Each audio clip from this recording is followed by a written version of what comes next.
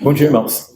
A exortação que eu quero compartilhar com os irmãos se encontra em Gênesis capítulo 39. Neste capítulo nós encontramos uma história que é muito conhecida entre nós.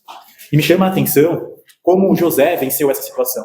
É interessante também observarmos que ele não venceu essa situação porque ele era forte, mas sim porque ele temia Deus. Quando ele foi tentado pela mulher de Potifar, e diversos dias essa mulher tentando ele, chamando ele para pecar. Num determinado momento, ela quis levar ele para o pecado.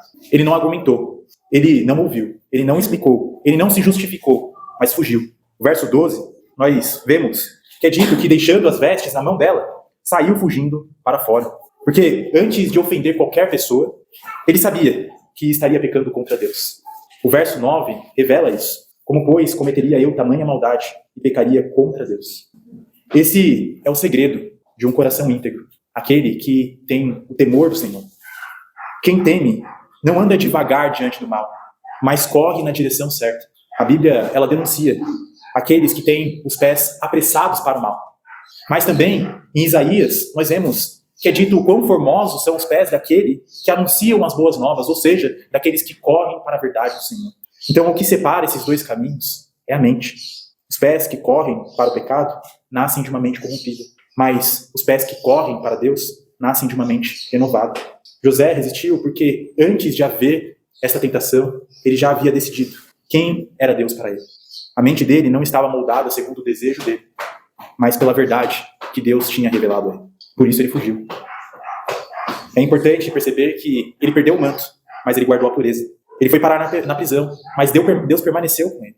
Quando nós olhamos o verso 2, é dito que Deus estava com ele, antes mesmo dessa situação. Quando nós olhamos o verso 21, é dito também que Deus estava com ele. Porque quem honra a Deus em todas as situações, mesmo no secreto, tem Deus como aquele que sustenta a ele em qualquer lugar.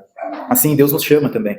Não andar com pés apressados para o erro, mas com pés prontos para obedecer.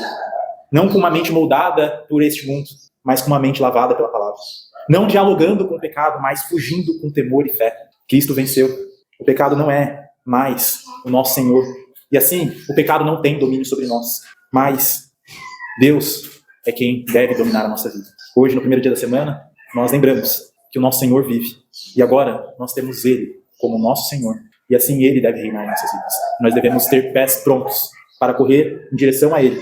Viver de forma que nós venhamos a agradar Ele e tê-lo como o único e verdadeiro Senhor das nossas vidas. Que Deus nos abençoe.